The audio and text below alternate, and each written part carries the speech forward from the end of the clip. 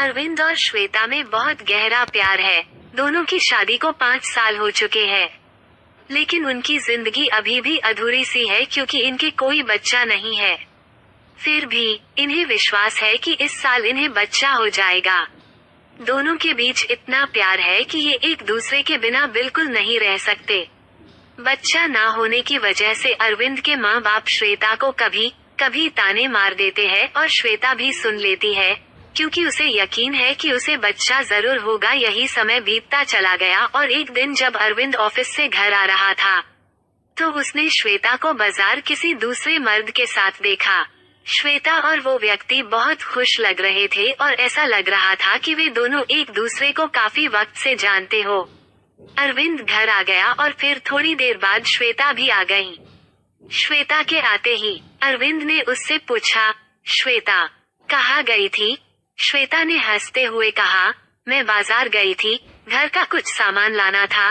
ये सुनकर अरविंद को थोड़ा गुस्सा आया, लेकिन उसने श्वेता को कुछ नहीं कहा। उसके बाद अरविंद ने श्वेता को कई बार वही आदमी के साथ अलग अलग जगहों पर देखा और एक दिन अरविंद ने देखा कि वो आदमी श्वेता को घर तक छोड़ने आया था। श्वेता उसके साथ बहुत खुश लग रही थी। उस व्यक्ति ने श्वेता को घर के बाहर छोड़ा और फिर चला गया। अरविंद का दिल बहुत दुहक रहा था, लेकिन श्वेता को खो देने के डर से उसने उसे कुछ नहीं बोला। एक दिन अरविंद घर पर बैठा था कि तभी श्वेता का मोबाइल फोन बजा। श्वेता बाथरूम में थी, इसलिए अरविंद ने फोन उठा लिया। फोन उठाते ही दूसरी तरफ से आवाज आई, हेलो अरविंद, मैं थोड़ी देर घर आ रहा हूँ, कुछ जरूरी बात करनी है। बस इतना कहकर उस आदमी ने फोन काट दिया। अब अरविंद ये सोचने लगा कि उस आदमी को उसका नाम कैसे पता। अरविंद के दिमाग में कई तरह के ख्याल आ रहे थे। अरविंद को लगा कि शायद ये वो आदमी है जिसके साथ श्वेता अक्सर घूमती है। अरविंद को लगा कि शायद श्वेता उससे डाइवोर्स लेना चाहती है और इस सिलसिले में बात करने वो व्यक्ति घर आ रहा है। अरविंद बहुत उदास हो गया।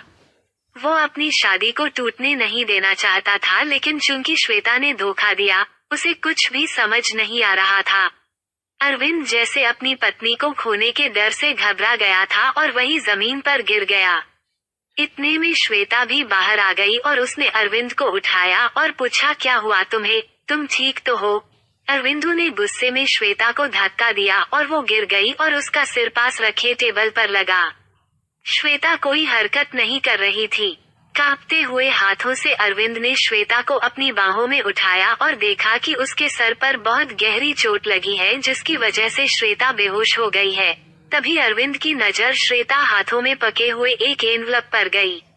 उसने एनवलप खोला तो उसमें लिखा था, डियर अरविंद, मैं तुम्हें कई दिनों से बताना चाहती थी, लेकिन सोचा कि तुम्हें सरप्राइज दूं।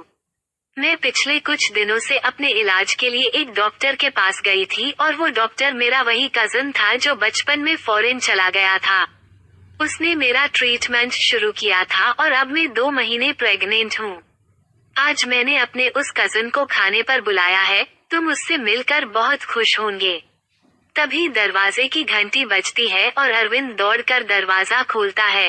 दरवाजे पर श्वेता का वही कजन खड़ा था और वो कहता है, अरविंद, मैं नीरज हूँ, श्वेता का भाई, कैसे हो तुम? तभी नीरज की नजर श्वेता पर पड़ती है जो खून से सनी हुई जमीन पर पड़ी थी। नीरज फौरन श्वेता को हॉस्पिटल ले जाता है और वहाँ श्वेता कोमा में चली जाती है। श्वेता अपने बच्चे को भी खो देती है। अरविंद अपना सिर पके श्वेता के पैरों पर बैठा उससे माफी मांगना चाहता था, लेकिन श्वेता अभी भी कोमा में ही थी। एक छोटी सी गलत फहमी ने श्वेता और अरविंद के रिश्ते में भूचाल ला दिया। ये कहानी हमें बहुत बड़ी सीख देती है।